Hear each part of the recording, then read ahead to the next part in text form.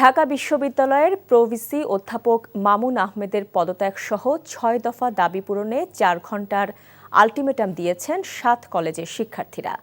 দুপুরে ঢাকা কলেজে সংবাদ সম্মেলনে আন্দোলনকারী শিক্ষার্থীরা জানান, এই সময়ের মধ্যে দাবি পূরণ না হলে তারা কঠোর কর্মসূচি দেবেন। এদিকে গতরাতের সংঘর্ষের প্রেক্ষিতে ঢাকা বিশ্ববিদ্যালয়ের ভিসির সাথে বৈঠক করছেন ৭ কলেজের অধ্যক্ষরা। উদ্ভূত পরিস্থিতিতে আজ ঢাকা বিশ্ববিদ্যালয় ও অধিভুক্ত ৭ কলেজের সব ক্লাস ও পরীক্ষা স্থগিত করা হয়েছে। নূর হোসেনকে সাথে নিয়ে আরও জানাচ্ছেন মুকসিমুল আহসান। ৭ কলেজের শিক্ষার্থীদের সঙ্গে ঢাকা বিশ্ববিদ্যালয়ের প্রভিসি শিক্ষা অধ্যাপক মামুন আহমেদের আচরণকেন্দ্রিক অনাকাঙ্ক্ষিত ঘটনা এবং পরবর্তীতে শিক্ষার্থীদের বিক্ষোভ এবং ধাওয়া পাল্টা ধাওয়ার প্রেক্ষিতে দুপুরে ঢাকা কলেজ প্রাঙ্গণে সংবাদ সম্মেলন করে আন্দোলনকারী শিক্ষার্থীরা। আমরা বারবার বলেছি, এই যে শিক্ষার্থীকে বারে বারে মুখোমুখি দাঁড় না করিয়ে এই সংঘাত না তৈরি করে এই বিষয়টির একটা সৃজনশীল সমাধান আপনারা দেন, কিন্তু এই সৃজনশীল সমাধান যতদিন পর্যন্ত দেওয়া না হবে এই সংঘর্ষ কিন্তু চলতেই থাকবে। ঢাকা বিশ্ববিদ্যালয়ের সাথে ৭ কলেজের একাডেমিক এবং প্রশাসনিক সম্পর্কের চূড়ান্ত অবসান ঘটিয়ে ২৪ ঘন্টার মধ্যে বাতিল করে শিক্ষার্থীদের দাবি অনুযায়ী স্বতন্ত্র বিশ্ববিদ্যালয়ের রূপরেখা প্রণয়ন করতে হবে। শিক্ষার্থীদের সাথে সংঘাতের দায়ে ঢাকা বিশ্ববিদ্যালয়ের প্রশাসনকে ক্ষমা প্রার্থনা করতে হবে, অধ্যাপক মামুন আহমেদকে পদত্যাগ করতে হবে, হামলার ঘটনায় জড়িত পুলিশ কর্মকর্তাদের প্রত্যাহার করে তদন্ত সাপেক্ষে বিভাগীয় ব্যবস্থা গ্রহণ করতে হবে, নারী শিক্ষার্থীদের সম্পর্কে কুরুচিপূর্ণ মন্তব্য এবং অশালীন অঙ্গভঙ্গির সাথে জড়িতদের বিচারের আওতায় আনা, ঢাকা বিশ্ববিদ্যালয়ের সংশ্লিষ্ট এলাকায় সিটি কর্পোরেশনের রাস্তা জনসাধারণের জন্য উন্মুক্ত করা সহ ৬ দফা দাবিতে ৪ ঘণ্টার আলটিমেটাম দেওয়া হয়। ৪ ঘণ্টা পরে Dhaka college, Titumir college, ৭ college সহ আমরা কঠোর কর্মসূচি দিতে বাধ্য হব। ৪ ঘণ্টার আলটিমেটামে আমাদের যে ৬ দফা আছে এই ৬ দফা হচ্ছে বাস্তবায়ন করতে হবে। যদি না করে তাহলে আমরা ৪ ঘণ্টা পরে আমরা কঠিন কর্মসূচির দিকে যাব। এর ঠিক পরপরই পূর্ব নির্ধারিত সময়ে ৭ কলেজের অধ্যক্ষদের সাথে সভায় বসেন ঢাকা বিশ্ববিদ্যালয়ের উপাচার্য অধ্যাপক নিয়াজ আহমেদ খান। এর আগে গতকাল রাতে এক বিবৃতিতে ওই ঘটনায় দুঃখ প্রকাশ করে ঢাবি ভিসি শিক্ষার্থীদের প্রতি আহ্বান জানিয়ে বলেন, কোনোভাবেই তৃতীয় পক্ষ যেন সুযোগ নিতে না পারে সে ব্যাপারে সবাইকে সতর্ক থাকতে হবে। এর আগে ৫ দফা দাবি নিয়ে ঢাকা বিশ্ববিদ্যালয়ে আলোচনা করতে গেলে গতকাল সন্ধ্যায় বিশ্ববিদ্যালয়ের সহ উপাচার্য অধ্যাপক মামুন আহমেদ ৭ কলেজের অর্ধশতাধিক শিক্ষার্থীদের অপমান করেন বলে অভিযোগ তোলেন তারা। Muksimul Ahsan, NTV news, Dhaka. রাজধানীর পুরানা পল্টনে ইসলামী আন্দোলন বাংলাদেশের কেন্দ্রীয় কার্যালয়ে দলটির আমির সৈয়দ মোহাম্মদ রেজাউল করিমের সাথে বৈঠক করছেন বিএনপির মহাসচিব মির্জা ফখরুল ইসলাম আলমগীর। দেশের চলমান রাজনৈতিক প্রেক্ষাপটে দ্রুত নির্বাচন আদায়ের দাবি জোরালো করতে নিয়মিত বিভিন্ন রাজনৈতিক দলের সাথে বৈঠক করছে বিএনপি। যুগপৎ আন্দোলনের শরিক দলসহ এর বাইরে থাকা রাজনৈতিক দলগুলোর সাথেও বৈঠক শুরু করেছে বিএনপি। এরই অংশ হিসেবে দুপুরে পুরানা পল্টনে ইসলামী আন্দোলন বাংলাদেশের দলীয় কার্যালয়ে দলটির আমির মুফতি সৈয়দ মোহাম্মদ রেজাউল করিমের সাথে ঘণ্টাব্যাপী বৈঠক করেন বিএনপির মহাসচিব মির্জা ফখরুল ইসলাম আলমগীর সহ কয়েকজন নেতা। বৈঠকে বিএনপির মহাসচিবের সাথে দলের ভাইস চেয়ারম্যান বরকতুল্লাহ বুলু আছেন। দ্রুত জনগণের সরকার প্রতিষ্ঠা ও জাতীয় ঐক্য ধরে রাখতে স্বৈরাচার বিরোধী আন্দোলনে ভূমিকা রাখা প্রায় সব রাজনৈতিক দলের সাথেই বৈঠক করবে বিএনপি।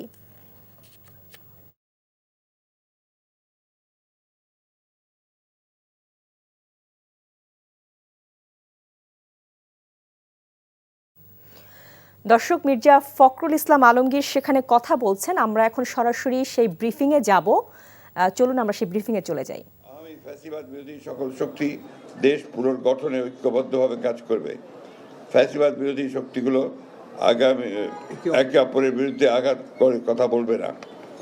আগামীতে যাতে আমেরিকার মতো আর কোনো ফ্যাসিবাদী শক্তি ক্ষমতায় আসতে না পারে সে ব্যাপারে আমরা রাজনৈতিকভাবে ঐক্যবদ্ধ থাকব। ইসলামী শরিয়া বিরোধী কোনো সিদ্ধান্ত নেওয়া হবে না এবং ইসলাম বিরোধী কোনো কথা কেউ বলবে না। প্রশাসনে এখন বিদ্যমান আওয়ামী ফ্যাসিবাদের দোষরদের দ্রুত অপসারণ করা, এই ছিল আমাদের মোটামুটি আলোচনা করে এই বিষয়গুলোতে আমরা মোটামুটি ঐক্যমতে পৌঁছেছি। ধন্যবাদ। পরে উনি বলেনি, বলেন। আলহামদুলিল্লাহ, আপনারা তো ব্যাপারটা আলহামদুলিল্লাহ দেখেছেন। আমাদের সম্মানিত বিএনপির মহাসচিব তিনি আমাদের ঐক্যমতে যে আলোচনা হয়েছে সেটা আপনাদের সামনে সুন্দরভাবে উপস্থাপন করেছেন। আমরা আলোচনা আনতে এই বিষয়গুলো নিয়েই আমরা ঐক্যমতে পৌঁছেছি এবং আপনাদের সহযোগিতা আমরা কামনা করছি। আমরা যেন সুন্দর একটা দেশ সামনে ভবিষ্যতে একাকার হয়ে আমরা গঠন করতে পারি, সেভাবে আপনাদের সহযোগিতা, আন্তরিকতা এটাও আমরা চাচ্ছি। আর সাথে সাথে যে কথাগুলো আমাদের হয়েছে, আমরা তাদের সাথে, আমাদের সাথে এবং দেশ এবং মানবতা এবং রাজনৈতিক ব্যাপারে সব বিষয়গুলোই এই জিস্ট আলোচনাটা আপনাদের সামনে আমাদের সম্মানিত বিএনপি মহাসচিব তিনি উপস্থাপন করেছেন। সেটাই আমাদেরও একই কথা। বিএনপি মহাসচিব বা বিএনপি দীর্ঘদিন ধরেই বলে আসছে সরকার শেষে দ্রুত নিরপেক্ষ নির্বাচনের বিষয়ে ইসলামী আন্দোলন বাংলাদেশ সেই দাবিটা আসলে কতটা? এটা আমরা আগে থেকেই বলেছি যে দ্রুত সময়, আমরা সেখানে শব্দটা ব্যবহার করেছি, খুব বেশি সময়টা না নিয়ে যৌক্তিক, সেই যৌক্তিক সময়টা আমরা বলেছি 1 থেকে 1.5 বছরের মধ্যে, এরকম একটা কথা আমরা বলেছি। আর 6 মাস তো প্রায় চলেই গেল, আর 1 বছরের মধ্যেই সুন্দর একটা জাতীয় নির্বাচনের ব্যবস্থা করবে, এটাই আসলে মূলত আমাদের কথা। Thank you. অনেক ধন্যবাদ।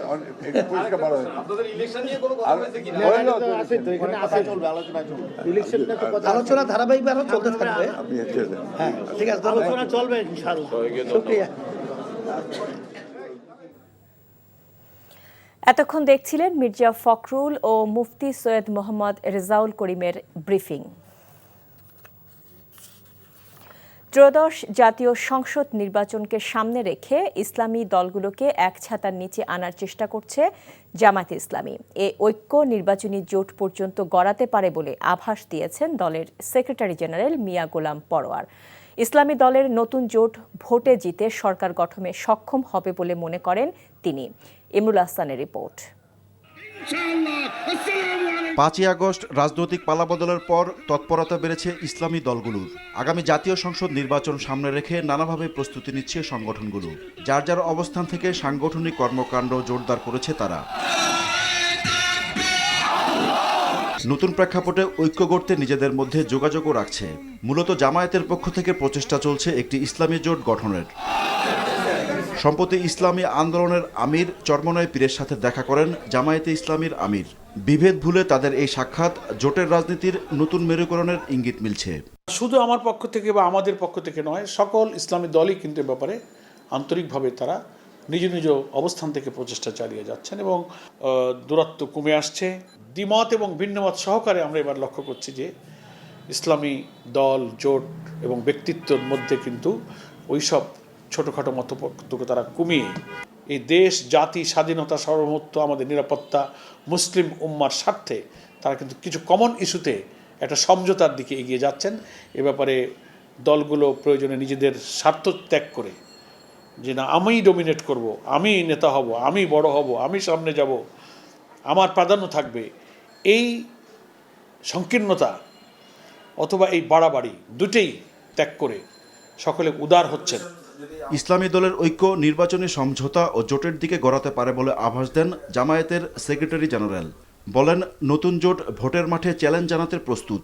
এটা ইসলামী দলগুলোর জন্য একটা বড় ধরনের আমি বলবো নতুন অভিযাত্রা। যদি মহান আল্লাহ তাআলা মেহেরবানি করেন, ইসলামী দলগুলোর মধ্যে চিন্তার এই ঐক্য এবং কৌশলগত ঐক্য প্রতিষ্ঠিত হয়, নির্বাচনী একটা সমঝোতা হয়, তাহলে আগামী জাতীয় নির্বাচনকে সামনে রেখে এটা হবে একটা নতুন মেরুকরণ, একটা নিউ পোলারাইজেশন। তাতে নির্বাচনের গতিধারা কিন্তু ভিন্ন দিকে প্রবাহিত হতে পারে। জোট হচ্ছে, অ্যালায়েন্স হচ্ছে, 2 দল, 5 দল, 10 দল, কার সাথে কি মিলছে, এই অনেক কিছু দেখার কিন্তু সামনে আছে। সেজন্য সবাই যার যার আদর্শের দাওয়াত দিয়ে যাচ্ছে। আমরা তো মনে করি যে জাতীয় ঐক্যবদ্ধ থাকলে জনগণ নিশ্চয়ই আমাদের পাশে এসে দাঁড়াবে। ইসলামী দলগুলোকে কাছে টানতে চাইছে বিএনপিও। চরমনায় পীরের সাথে জামায়াতের আমিরের সাক্ষাতের পরদিনই দলটি পুরনো জোটসঙ্গী খেলাফত মজলিসের সাথে বৈঠক করে। যারাই ফ্যাসিবাদের বিরুদ্ধে লড়াই করেছে, যারাই ফ্যাসিবাদের বিরুদ্ধে আন্দোলন করেছে, একযোগে তারা সবাই আমাদের আন্দোলনের যেমন সাথী ছিলেন, আগামী দিনগুলিতেও তারা আমাদের সাথে থাকবে। Imrul Ahsan, NTV news, Dhaka. বৈষম্য বিরোধী ছাত্র আন্দোলনে রাজধানীর যাত্রাবাড়ি এলাকায় হত্যার ঘটনায় দায়ের করা মামলায় ক্ষমতাচ্যুত প্রধানমন্ত্রী শেখ হাসিনার বেসরকারি শিল্প ও বিনিয়োগ বিষয়ক উপদেষ্টা সালমান এফ রহমানের 3 দিনের রিমান্ড মঞ্জুর করেছে আদালত। সকালে ঢাকা মহানগর হাকিমের আদালতে হাজির করা হয় বিতর্কিত ব্যবসায়ী সালমান এফ রহমানকে। এ সময় যাত্রাবাড়ি থানা এলাকায় একটি হত্যা মামলায় তাকে জিজ্ঞাসাবাদের জন্য 7 দিনের রিমান্ড চান মামলার তদন্ত কর্মকর্তা। আর সালমান এফ রহমানের জামিন চান তার আইনজীবীরা। রাষ্ট্রপক্ষ ও আসামি পক্ষের শুনানি শেষে 3 দিনের রিমান্ড মঞ্জুর করে আদালত। এছাড়া রাজধানীর বিভিন্ন থানায় মামলায় সাবেক আইনমন্ত্রী আনিসুল হক, পুলিশের সাবেক আইজি চৌধুরী আবদুল্লাহ আল মামুন, সাবেক তথ্য প্রযুক্তি প্রতিমন্ত্রী জুনায়েদ আহমেদ পলক, ওয়ার্কার্স পার্টির সভাপতি রাশেদ খান মেনন, জাসদ সভাপতি হাসানুল হক ইনুকে গ্রেফতার দেখিয়ে আদালতে হাজির করা হয়। আদালতে হাজির করা হয় সাংবাদিক দম্পতি শাকিল আহমেদ ও ফারজানা রূপা এবং দেশ টিভির ব্যবস্থাপনা পরিচালক আরিফ হাসানকে। গ্রেফতারি পরোয়ানা জারির পরদিন চিত্রনায়িকা পরিমণি আজ আদালতে আত্মসমর্পণ করে জামিন প্রার্থনা করলে জামিন মঞ্জুর করেছে আদালত। সকালে ঢাকার senior judicial magistrate Mohammad Junaid পরিমণিকে জামিন দেন। সকাল 10টায় পরিমণি আদালতে এসে আত্মসমর্পণ করেন। সোয়া 10টায় তার আইনজীবী জামিন আবেদন করেন। এরপর বিচারক 1000 টাকার বন্ডে জামিন মঞ্জুর করেন। এর আগে গতকাল একই আদালত পরিমণি ও তার কস্টিউম ডিজাইনার জুনায়েদ বগদাদি জিমির বিরুদ্ধে চার্জ গঠন করে বিচার শুরুর আদেশ দেন। একই সঙ্গে তাদের বিরুদ্ধে গ্রেফতারি পরোয়ানা জারি করেন। জামিন পাওয়ার পর আদালত থেকে বের হয়ে পরিমণি জানান, জামিন পাওয়ার মধ্য দিয়ে একটি বিষয় অর্জিত হয়েছে, মামলায় খালাস পাওয়ার পর চূড়ান্ত বিজয় অর্জিত হবে। তিনি ভুক্তভোগী হিসেবে মামলা করার কারণেই তার বিরুদ্ধে পাল্টা মামলা করা হয়েছে বলেও অভিযোগ করেন তিনি। এ সময় পরিমণির আইনজীবী নীলাঞ্জনা রিফাত সুরভি জানান, ন্যায় বিচারের জন্য উচ্চ আদালতে যাবেন পরিমণি। আমি আইনের উপরে শ্রদ্ধাশীল। আমার এই বিশ্বাসটা আমি আসলে একদম শেষ অবধি রাখতে চাই। আমি বিশ্বাস করি আমি আসলে ন্যায় বিচার পাবো, আর আপনারা আমার সাথে থাকবেন। এই ভালোবাসা নিয়েই আসলে আমি জিততে চাই। এটা তো খুবই পরিষ্কার যে আমি একটা মামলা করলাম, তার 2.5 বছর পরে, ঠিক 2.5 বছর পরেই একটা পাল্টা মামলা করা হলো শুধু দমানোর জন্যই, তার তো কিছু না। এবং এটা বিচারাধীন। আমার বিশ্বাস যে আমি সঠিক বিচার পাবো, আমি ন্যায় বিচার পাবো। পথচারীদের বাঁচাতে গিয়ে সাভারে ফুটওভার ব্রিজে বিদ্যুৎস্পৃষ্ট হয়ে প্রাণ গেল এক কলেজ ছাত্রের। নিহত ওই কলেজ শিক্ষার্থীর নাম তারেকুজ্জামান। তিনি সাভারে বিপিএটিসি কলেজের বিজ্ঞান বিভাগের প্রথম বর্ষের শিক্ষার্থী ছিলেন। সকালে ঢাকা আরিচা মহাসড়কের বাংলাদেশ লোক প্রশাসন প্রশিক্ষণ কেন্দ্রের সামনে ফুটওভার ব্রিজের নিচে এই দুর্ঘটনাটি ঘটে। প্রত্যক্ষদর্শীরা জানান, তারেকুজ্জামান কলেজে যাবার পথে ফুটওভার ব্রিজের নিচে ঝুলন্ত তারে আগুন দেখতে পান। পথচারীদের নিরাপত্তার স্বার্থে ওই তারে বালু ছুঁড়ে নেভানোর চেষ্টা করেন তিনি। এক পর্যায়ে ছেঁড়া তারটি তারেকের গায়ের ওপর পড়লে বিদ্যুৎস্পৃষ্ট হন তিনি। আশঙ্কাজনক অবস্থায় তাকে এনাম মেডিকেল কলেজ হাসপাতালে নেওয়া হলে চিকিৎসকরা তাকে মৃত ঘোষণা করেন। এ ঘটনার পর শোকের ছায়া নেমে আসে কলেজের শিক্ষক ও শিক্ষার্থীদের মাঝে। নাটোরের নলডাঙ্গায় মোটরসাইকেল দুর্ঘটনায় 2 স্কুল ছাত্র নিহত হয়েছে। সম্পর্কে তারা চাচাতো ভাই। আহত হয়েছে সিয়াম শেখ নামে অপর এক ছাত্র।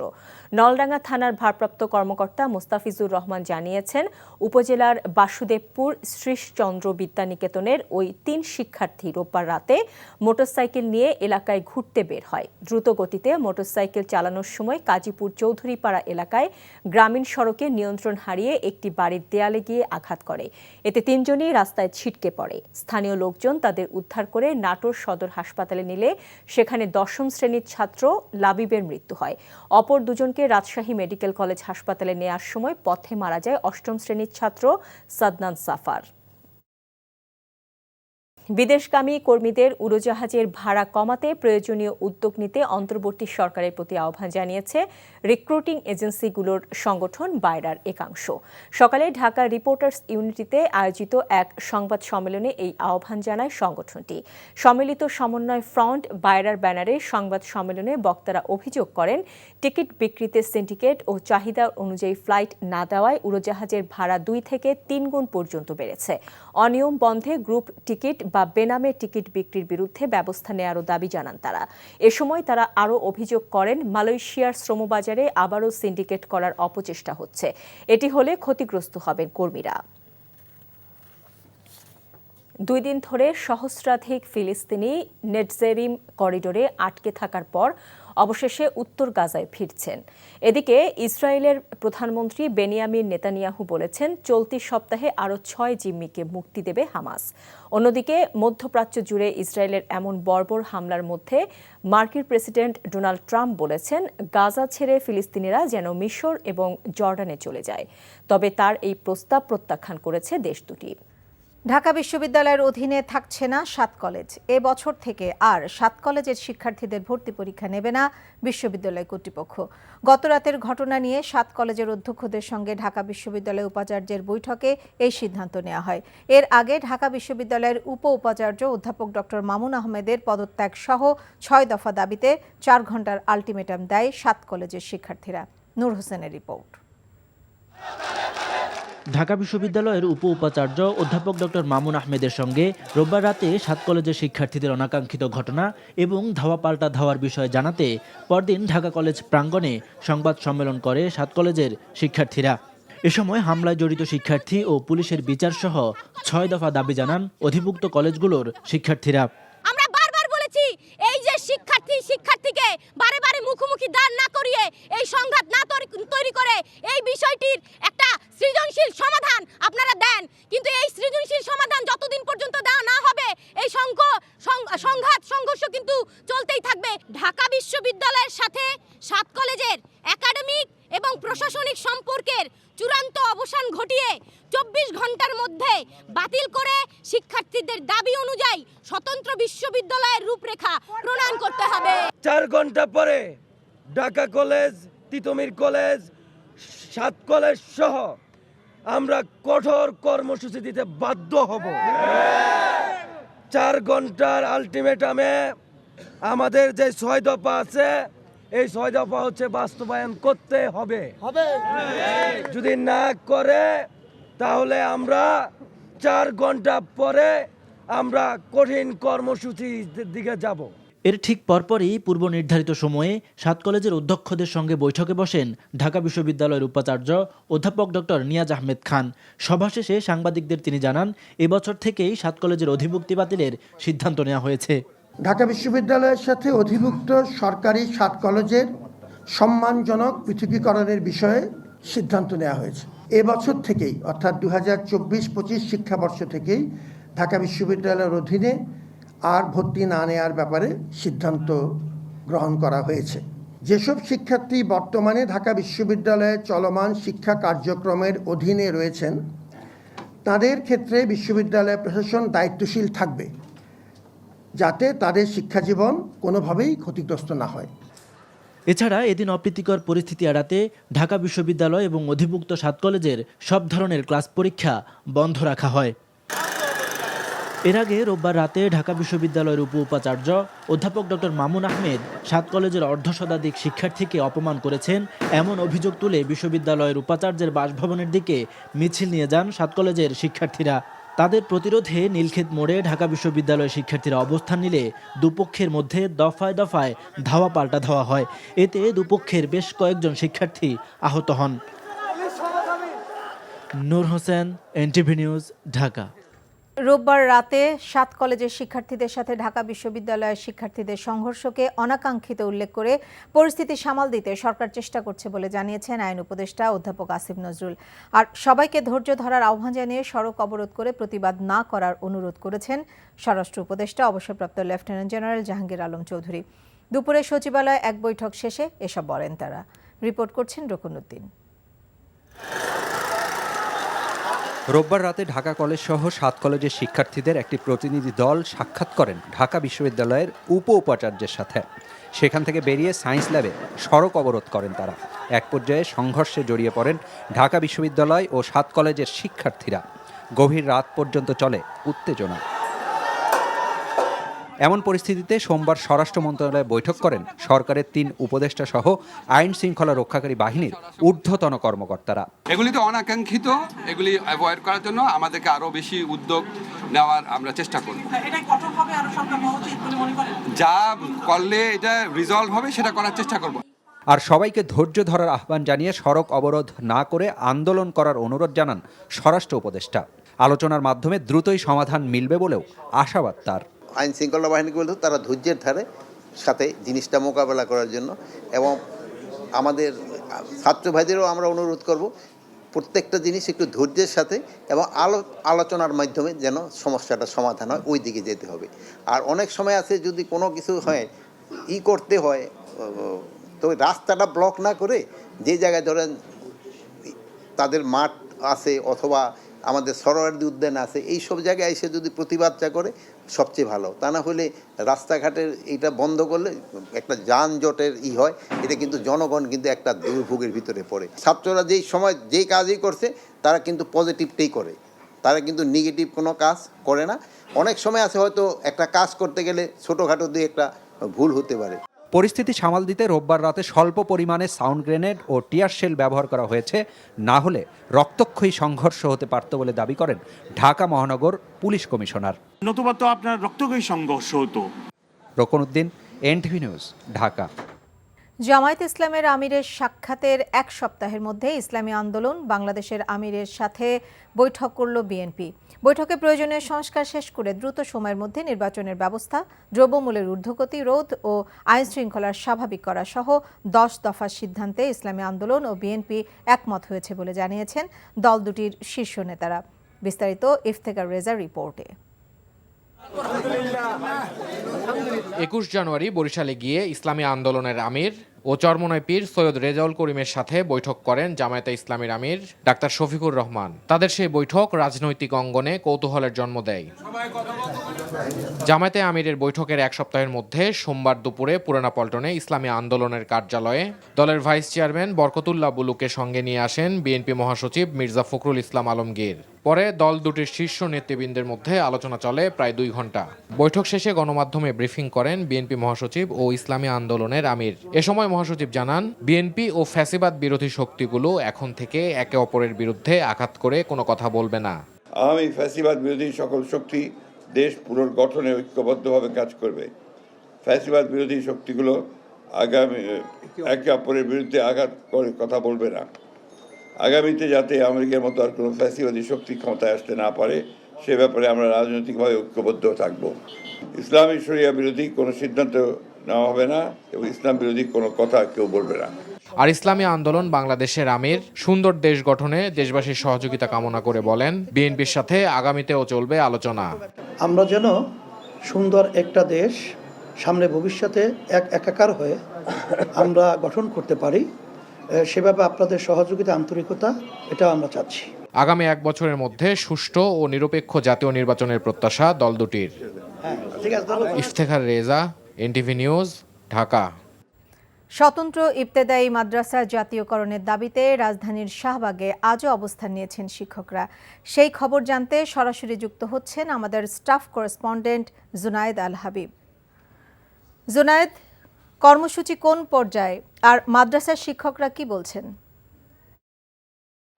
নাজদিন, আসলে আজকে 9ম দিনের মতো অবস্থান কর্মসূচি পালন করছেন স্বতন্ত্র ইবতেদায়ী মাদ্রাসার শিক্ষকরা। তাদের যে দাবি ছিল স্বতন্ত্র ইবতেদায়ী মাদ্রাসাগুলোকে জাতীয়করণ করতে হবে, এবং সেই দাবিতে আজকে 9ম দিনের মতো তারা অবস্থান কর্মসূচি পালন করছেন।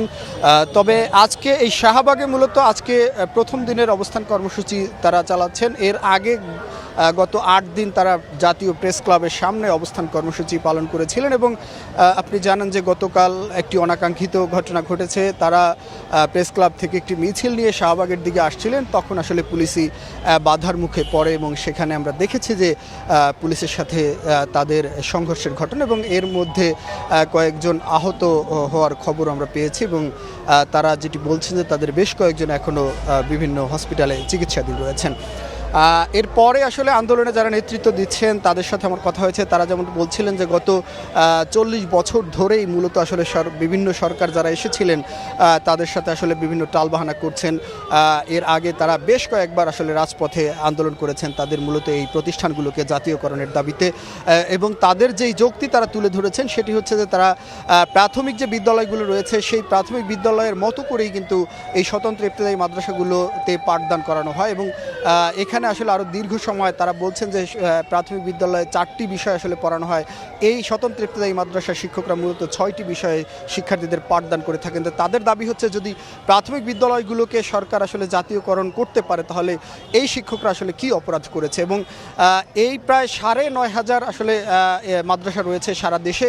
এর মধ্যে তারা বলছেন মাত্র 1500 মাদ্রাসা কিছু বেসরকারিভাবে আসলে তাদের কিছু ভাতা দেওয়া হয়, বাকি যে প্রতিষ্ঠানগুলো রয়েছে সেখানকার শিক্ষকরা 1 টাকাও কোনো ধরনের সুযোগ সুবিধা আসলে সরকারের পক্ষ থেকে পান না। তো তারা আসলে যেটি বলছেন যে তারা একটি আলটিমেটাম দিয়ে রেখেছেন ইতোমধ্যে। তারা বলছেন যে আগামীকাল দুপুর 2টার মধ্যে সরকারের পক্ষ থেকে যদি কোনো ধরনের সারা তাদের প্রতি দেয়া না হয় বা তাদের দাবি মানার বিষয়ে কোনো সিদ্ধান্ত নেওয়া না হয় তাহলে আগামীকাল দুপুর 2টার পরে তারা কঠোর কর্মসূচিতে যাওয়ারও কিন্তু হুঁশিয়ারি করে রেখেছেন। তো নাজনীন, এই ছিল এখন পর্যন্ত আমার কাছে। পরিবেশ, বন ও জলবায়ু পরিবর্তন বিষয়ক মন্ত্রণালয়ের উপদেষ্টা সৈয়দা রিজওয়ানা হাসান বলেছেন, জলবিদ্যুৎ প্রকল্পের কারণে নিচু অঞ্চলে বসবাসকারীদের ক্ষতি হবে না বলে আশ্বস্ত করেছে চীন। ফরিদপুর নদী গবেষণা ইনস্টিটিউটের পরিচালনা বোর্ডের সভায় অংশগ্রহণ শেষে সাংবাদিকদের প্রশ্নের জবাবে তিনি এসব কথা বলেন। ভারতের অরুণাচল প্রদেশের সিয়াং নদীর উপর বাঁধ নির্মাণ প্রসঙ্গে তিনি বলেন, যেখানে ভারত বাঁধ তৈরি করছে সেখানে তাদের নিজেদের অভ্যন্তরীণ বিরোধিতা রয়েছে। ইতোমধ্যে তিস্তা নদী ও পদ্মা নদীতে পানি কমে গেছে। এখন ব্রহ্মপুত্র নদেও পানি কমে গেলে নদীমাতৃক দেশ হিসেবে বাংলাদেশ সমস্যায় পড়বে বলেও মন্তব্য করেন তিনি। খুলনা বিভাগীয় ট্যাঙ্ক লরি শ্রমিক ইউনিয়নের সাধারণ সম্পাদক আলী আজিমকে গ্রেপ্তারের প্রতিবাদ সকাল থেকে খালিশপুরের জ্বালানি ডিপো থেকে তেল উত্তোলন বন্ধ রেখে কর্মবিরতি পালন করছেন শ্রমিকরা।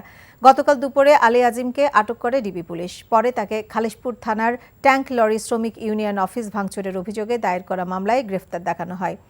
সকালে আলী আজিমকে আদালতে নেওয়া হলে জামিন নামঞ্জুর করে কারাগারে পাঠায় আদালত।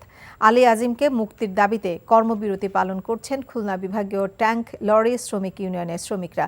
ফলে 16 জেলায় জ্বালানি তেল সরবরাহ ব্যাহত হচ্ছে। বাংলাদেশ জামায়াতে ইসলামিক সেক্রেটারি জেনারেল অধ্যাপক মিয়া গোলাম পারওয়ার বলেছেন, নিরপেক্ষ নির্বাচন করতে প্রশাসনের যতটুকু সময় লাগবে সেই সময় জামায়াতে ইসলামী দিতে প্রস্তুত রয়েছে। সকালে সদর উপজেলার হবখালী ইউনিয়নের হামিদুন্নেসা মাধ্যমিক বিদ্যালয় মাঠে জামায়াতের সাবেক আমির নুরুন্নবী জিহাদির জানাজা শেষে তিনি কথা বলেন। তিনি বলেন, আগামী 6 মাসের মধ্যে এই সংস্কার শেষ করা সম্ভব। কাজ শেষ করার পরে অন্তর্বর্তীকালীন সরকারের উচিত রোড ম্যাপ ঘোষণা করা।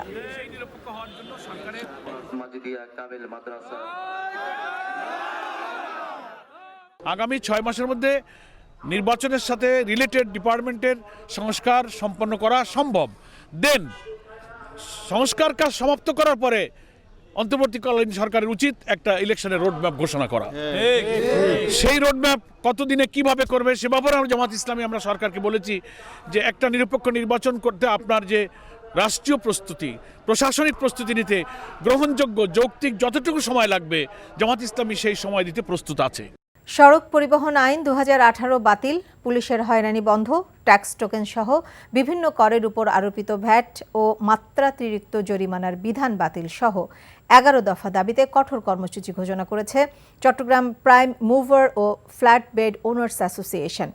সকালে চট্টগ্রাম প্রেস ক্লাবে আয়োজিত সাংবাদিক সম্মেলনে 11 দফা দাবিতে 10 ফেব্রুয়ারি 48 ঘণ্টার লকআউট কর্মসূচি পালন করবে। এ সময় লিখিত বক্তব্য পাঠ করেন সংগঠনের সভাপতি আবু সালে জুয়েল। সম্মেলনে বলা হয়, চট্টগ্রাম বন্দর সহ দেশের আমদানি রফতানির 95% পণ্য পরিবহন করে প্রাইম মুভার ও ফ্ল্যাট বেড বাহন। নানা কারণ দেখিয়ে পুলিশের হয়রানি ও মামলার কারণে হয়রানি বেড়েছে। এ কারণে মহাসড়কে অসহায় হয়ে পড়েছে শ্রমিকরা। নাটোরের বড়াই গ্রামে অস্ত্রের মুখে পরিবারকে জিম্মি করে স্বর্ণালংকার ও নগদ টাকা লুটে নিয়ে গেছে ডাকাত দল। পরিবার জানায়, গতরাতে বড়াইগ্রাম উপজেলার গৌরীপুর গ্রামের কৃষক লইব আলীর বাড়ির ভেতরে প্রবেশ করে ডাকাত দল। এরপর তারা পিস্তল ঠেকিয়ে পরিবারের সবাইকে হাত পা মুখ বেঁধে জিম্মি করে ঘরে থাকা 6 ভরি স্বর্ণালংকার ও নগদ 1.5 লাখ টাকা লুটে নিয়ে যায়। খবর পেয়ে পুলিশ ঘটনাস্থল পরিদর্শন করে।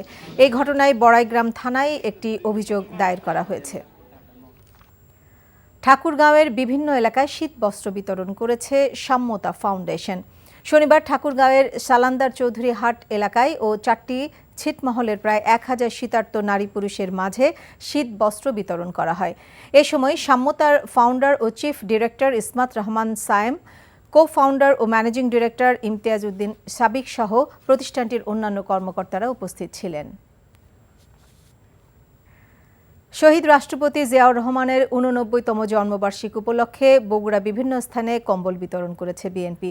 দুপুরে উপজেলার জমাদারপুকুর ও খোলসাকান্দি এলাকায় অসহায় গরিব মানুষের মাঝে এই কম্বল বিতরণ করেন বিএনপি চেয়ারপারসনের উপদেষ্টা হেলালুজ্জামান তালুকদার লালু সহ দলের নেতাকর্মী।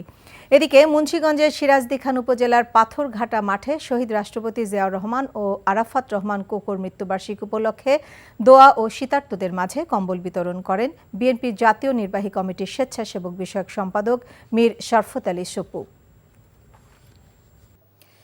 এই মুহূর্তে ঢাকা কলেজ এলাকায় আছেন আমাদের সহকর্মী নাহিদ প্রিন্স। সরাসরি যাচ্ছি তার কাছে। নাহিদ, ছাত্ররা আন্দোলন চালিয়ে যাওয়ার বিষয়ে আর কি বলছেন সে ব্যাপারে আমাদের জানান।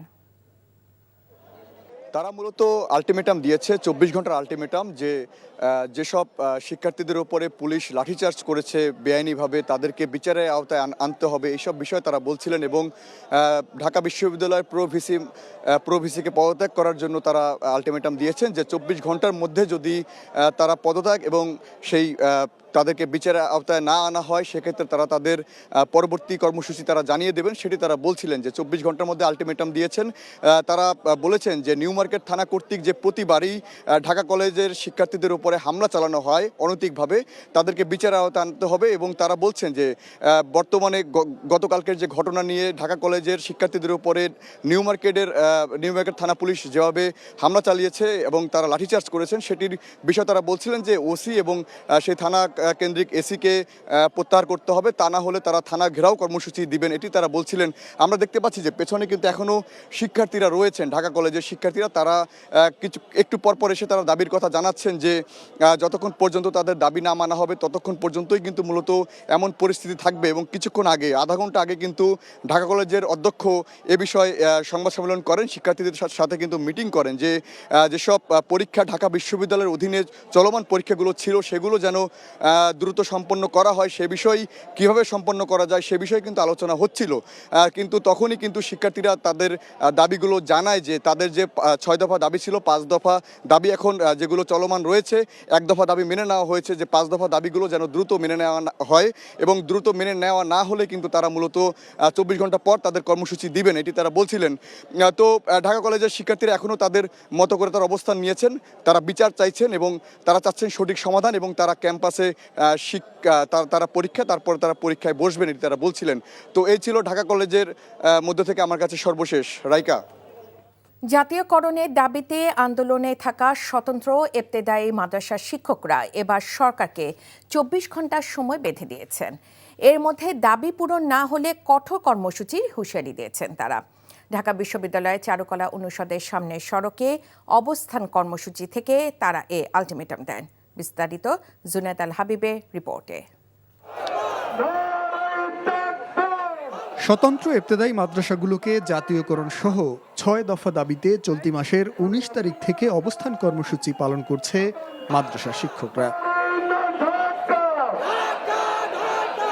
টানা 9ম দিনের অবস্থান কর্মসূচির পরেও সরকারের পক্ষ থেকে কোনো সাড়া নেই, তাই ক্ষোভ প্রকাশ করেন শিক্ষকরা। পাশাপাশি রোববারের পুলিশি হামলার তীব্র নিন্দা জানান তারা। জাতীয়করণ নিয়ে যাব, নাহলে নিজের জীবন শেষ করে দিয়ে যাব। জীবনের দরকার নাই, যে জীবনের দাম নাই ওই জীবনে বেঁচে থাকারও কোনো দরকার নাই। এখন লজ্জাবোধ হয় নিজে শিক্ষিকা হিসাবে পরিচয় দিতে।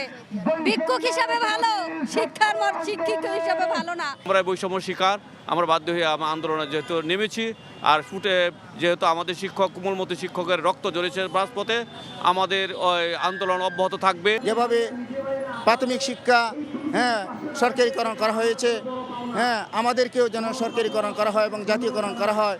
24 ঘন্টার মধ্যে সরকার দাবি দাওয়া মেনে না নিলে কঠোর কর্মসূচির হুঁশিয়ারি দেন শিক্ষক নেতারা। 2013 সালে 26,150 প্রাথমিক বিদ্যালয় জাতীয়করণ করেছে। এর মধ্যে বেসরকারি ছিল, স্যাটেলাইট ছিল, কমিউনিটি ছিল। আমাদের এফতেদে মাসা তখন জাতীয়করণ করা হয়নি। এই জন্য আমাদের এখন কথা, আমরা একমুখী শিক্ষা দান করছি। আমাদের ক্লাস, আমাদের সব কিছু রুটিন এক, সময় ছুটির সময় এক, 10টায় যাই, 4টায় ছুটি, আমরা সব কিছু এক। অতএব আমরা এখন জাতীয়করণ চাই। আমাদের অন্য কোনো দাবি নাই, এখন এক দফা দাবি জাতীয়করণ ছাড়া আমরা কোনো দাবি মানে নেব না। আমাদের যতদিন জাতীয়করণ ঘোষণা হবে অনির্দিষ্টকালের জন্য চলবে। আগামীকাল দুপুর 2টার ভিতরে যদি শিক্ষা সংশ্লিষ্ট শিক্ষা উপদেষ্টা মহোদয়, মাননীয় প্রধান উপদেষ্টা মহোদয়ের পক্ষ থেকে যদি কোনো সিদ্ধান্ত না আসে, আগামীকাল দুপুর 2টায় আমরা কঠোর কর্মসূচি দিতে বাধ্য হব। এদিকে সংবাদ সম্মেলনে স্বতন্ত্র ইবতেদায়ী মাদ্রাসার শিক্ষকদের দাবি মেনে নিতে সরকারের প্রতি আহ্বান জানিয়েছেন জমিয়তে উলামা ইসলাম। জুনায়েদ আল হাবিব, এনটিভি নিউজ, ঢাকা। ন্যায় বিচারের স্বার্থে ভারতের উচিত শেখ হাসিনাকে বাংলাদেশে ফিরিয়ে দেয়া বলে মন্তব্য করেছেন আন্তর্জাতিক মানবাধিকার আইনজীবী টবি ক্যাডম্যান। আইনি লড়াইয়ে কাজের মাধ্যমে নিজের নিরপেক্ষতার প্রমাণ দেবেন বলেও জানান তিনি। এদিকে আন্তর্জাতিক অপরাধ ট্রাইব্যুনালে বিচার কাজ শুরুর 5 মাসের মাথায় গ্রেফতারি পরোয়ানা জারি করা হয়েছে আরও 8 জনের বিরুদ্ধে। নাজিবুর রহমানের রিপোর্ট। জুলাই গণহত্যার দায়ে পলাতক শেখ হাসিনাকে ফেরত চেয়ে মাসখানেক আগে ভারতকে চিঠি দেয় বাংলাদেশ। তবে ফেরত দেয়া নিয়ে এখনও কোনো সিদ্ধান্ত জানায়নি নয়াদিল্লি। আন্তর্জাতিক অপরাধ ট্রাইব্যুনালের চিফ প্রসিকিউটর তাজুল ইসলামের সাথে দেখা করেন তার পরামর্শক ব্রিটিশ মানবাধিকার আইনজীবী টবি ক্যাডম্যান। ন্যায় বিচারের পক্ষে থেকে শেখ হাসিনাকে ফেরত দেওয়া উচিত ভারতের বলে মন্তব্য করেন টবি। এ সময় রাষ্ট্রপক্ষের হয়ে কাজ করায় নিরপেক্ষতা প্রশ্নবিদ্ধ হবে কিনা জানতে চাইলে ব্রিটিশ আইনজীবী বলেন, কাজেই মিলবে প্রমাণ। শেখ হাসিনাকে ফিরিয়ে আনতে আমি এবং চিফ প্রসিকিউটর ইন্টারপোলের সাথে কাজ করেছি। অবশ্যই পররাষ্ট্র মন্ত্রণালয় থেকে তাকে ফিরিয়ে দিতে ভারতকে অনুরোধ করা হয়েছে, তবে বাংলাদেশ এক্ষেত্রে ভারতকে জোর করতে পারে না। কিন্তু আমি আশাবাদী শেখ হাসিনা দেশে এসে বিচারিক প্রক্রিয়ায় অংশ নেবেন। এটা সম্পূর্ণ নির্ভর করছে ভারতের উপর যে তারা ন্যায় বিচারের পক্ষে থাকবেন নাকি দায়মুক্তি নেবে। The fact that I prosecute in one court and defend in another does not mean that I am lacking impartiality.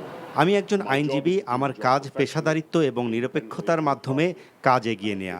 আমি আগে কোন পক্ষে বা পদে কাজ করেছি সেটি এখানে বিবেচ্য নয়। আমার কাজের প্রমাণ হবে আদালতে।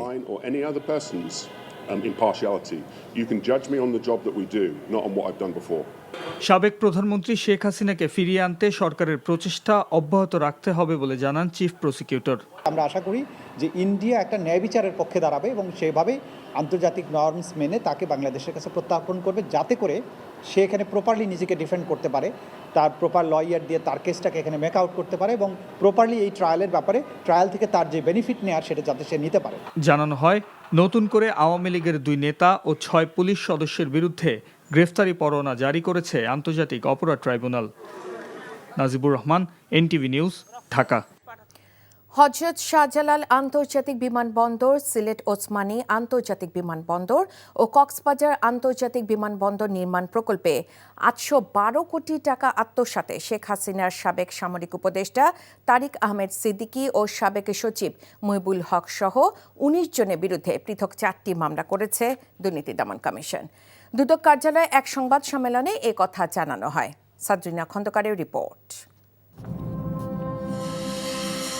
সাবেক প্রধানমন্ত্রী শেখ হাসিনার সামরিক উপদেষ্টা তারিক সিদ্দিকী ক্ষমতার অপব্যবহার এবং দুর্নীতি ও জালিয়াতের মাধ্যমে অঢেল সম্পদের মালিক বনে যাবার অভিযোগ রয়েছে। হজরত শাহজালাল আন্তর্জাতিক বিমানবন্দর সহ 3টি বিমানবন্দরে নির্মাণ প্রকল্পের যোগ্যতা না থাকা সত্ত্বেও অযোগ্য ঠিকাদার নিয়োগ, প্রকল্পের ব্যয় বৃদ্ধি সহ নানা অনিয়মের মাধ্যমে তারিক সিদ্দিকী সহ 19 জনের বিরুদ্ধে 4টি মামলা করেছে দুদক। অ্যারোনেস ইন্টারন্যাশনাল লিমিটেডের মাধ্যমে কাজ করে প্রায় 200 কোটি টাকা আত্মসাতের অভিযোগে জনাব তারিক আহমেদ সিদ্দিকী, সাবেক প্রধানমন্ত্রী সামরিক উপদেষ্টা, জনাব মোহাম্মদ মহিবুল হক, সাবেক সিনিয়র সচিব, বেসামরিক বিমান পরিবহন ও পর্যটন মন্ত্রণালয় সহ আজ একটি মামলা রুজু হয়েছে। দুদক মহাপরিচালক জানান, কিসের ভিত্তিতে ডক্টর জাফর ইকবাল গত জাতীয় নির্বাচনে ইভিএম মেশিনগুলোর মান নির্ধারণ করেছিলেন তা খতিয়ে দেখা হবে। ডক্টর মোহাম্মদ জাফর ইকবালের মতো ব্যক্তিগণ কোন ভিত্তিতে মেশিনগুলোকে যথাযথ মনে করেছিলেন সেটিও কমিশনের দৃষ্টিগোচরে আনা আবশ্যক মর্মে প্রতিমান হয়েছে টিমের নিকট। কোন প্রক্রিয়ায় সেই সময় এই মেশিনগুলোকে বিশেষজ্ঞ মতামত দিয়ে এটাকে যৌক্তিকতা প্রদর্শন করা হয়েছে সেই বিষয়টি অবশ্যই বিবেচনা করা হবে। সাদরিনা খন্দকার, এনটিভি নিউজ, ঢাকা। আজ পবিত্র শবে মেরাজ। এ রাতে মহান আল্লাহর নিকট রহমত ও ক্ষমা প্রার্থনার জন্য ধর্মপ্রাণ মুসলমানরা মসজিদে কিংবা ঘরে বিশেষ ইবাদত বন্দেগী পালন করছেন। ইসলাম ধর্মে শবে মেরাজ বা লাইলাতুল মেরাজ অত্যন্ত তাৎপর্যপূর্ণ। মহানবী হজরত মুহাম্মদ সাল্লাল্লাহু আলাইহি সাল্লাম 620 খ্রিস্টাব্দে 26 রজব দিবাগত রাতে আল্লাহর সান্নিধ্যে মেরাজ গমন করেন। এর মধ্য দিয়েই দৈনিক 5 ওয়াক্তের সালাত বা নামাজ মুসলমানদের জন্য ফরজ হয়। এই রাতে মহান আল্লাহ তাআলার নৈকট্য লাভের সুযোগ পাওয়া যায় ইবাদত বন্দেগীর মাধ্যমে। এই উপলক্ষে ইসলামিক ফাউন্ডেশন এবং দেশের বিভিন্ন মসজিদে বিশেষ দোয়া ও মাহফিলের আয়োজন করা হয়েছে। পুতুলের বিরুদ্ধে করা দুদকের মামলার তথ্য এখনো পায়নি পররাষ্ট্র মন্ত্রণালয়। নিয়মিত সাপ্তাহিক ব্রিফিংয়ে পররাষ্ট্র মন্ত্রণালয়ের মুখপাত্র রফিকুল আলম জানান, দুদক তথ্য দিলে তার ভিত্তিতে পুতুলের বিরুদ্ধে ব্যবস্থা নিতে পররাষ্ট্র মন্ত্রণালয় বিশ্ব স্বাস্থ্য সংস্থাকে চিঠি দিতে পারে। জানান, মালয়েশিয়ার ভিসাধারী আটকে পড়া 17,000-এরও বেশি শ্রমিকদের ভেতর প্রাথমিকভাবে প্রায় 8,000 জনকে নেওয়ার জন্য প্রাথমিকভাবে তালিকাভুক্ত করেছে দেশটি। ইউএসএইডের অর্থ সহায়তা বন্ধে সারা বিশ্বে প্রভাব পড়বে উল্লেখ করে মুখপাত্র বলেন, বাংলাদেশে কেমন প্রভাব পড়বে তা সময়ের সাথে বোঝা যাবে। শীর্ষ কর্মকর্তা পর্যায়ের সভা 10টি পররাষ্ট্র মন্ত্রণালয়ের সাথে আলোচনাক্রমে ইউএনএইচসিআর সম্প্রতি মানচিত্রটি হালনাগাদ করেছে। ফেব্রুয়ারি 2021-এর পর মিয়ানমার থেকে বাংলাদেশে প্রবেশকারী বাস্তুচ্যুত রোহিঙ্গা জনগোষ্ঠীকে মানচিত্রে অন্তর্ভুক্ত করা হয়েছে। দুর্নীতি মামলার আসামি সাইমা ওয়াজেদ পুতুলের হুয়ের দায়িত্বে না থাকার বিষয়ে ব্যবস্থা নিতে পররাষ্ট্র মন্ত্রণালয় দুদকের চিঠি মন্ত্রণালয় পেয়েছে কিনা, পররাষ্ট্র মন্ত্রণালয়ের কাছে এ ব্যাপারে এখন পর্যন্ত কোনো তথ্য নেই। বিগত সরকারের সময় রাজস্ব ও বিদেশি অর্থের অপচয় করা হয়েছে অহেতুক প্রকল্পের নামে। এতে চাপ বেড়েছে দেশে বিনিয়োগ ও ব্যবসা পরিস্থিতির উপর। এনবিআর সংস্কার নিয়ে আয়োজিত এক বৈঠকে এমন কথা উঠে আসে। সকালে আইসিএবি কার্যালয়ে আইসিএবি ইআরএফ আয়োজিত গোল টেবিল বৈঠকে বক্তারা বলেন, বিগত দিনে প্রকল্পের অর্থে যোগান দিতে জনগণের ওপর করের বোঝা চাপিয়ে দিয়েছিল সরকার। তাই যৌক্তিক পর্যায়ে ভ্যাট বাড়ানোর পরামর্শ দেন। এনবিআর এর সংস্কার পরিকল্পনা তুলে ধরেন সংস্কার কমিটির সদস্যরা। বলেন, বিনিয়োগ সহায়ক পরিবেশ গড়ে তুলতে কাজ করছে সরকার, তবে সব পর্যায়ে একসাথে অটোমেশন করতে না পারলে প্রকৃত সুফল মিলবে না। যে রাজস্ব নীতি সংস্কার আর রাজস্ব প্রশাসন সংস্কার, এই দুটোকে একসাথে করে প্রায় 24% অফ আওয়ার বিষয়গুলো কাভার হয়ে যাবে যদি আমরা সেপারেশনের ব্যাপারে খুব ক্লিয়ার করে বলতে পারি। দ্বিতীয় বিষয় আমরা বেছে নিয়েছি ডিজিটাইজেশন। এইটাকেও যদি আমরা ঠিক মতন ভালোভাবে সাজেশন দিয়ে সেটা যদি ইমপ্লিমেন্ট করতে পারি, তাহলে আমি মনে করি অ্যানাদার প্রায় 47% অফ ইস্যুস ওটা রিজলভ হয়ে যাবে, বিষয়গুলো হয়ে যাবে, সংস্কারগুলো হয়ে যাবে।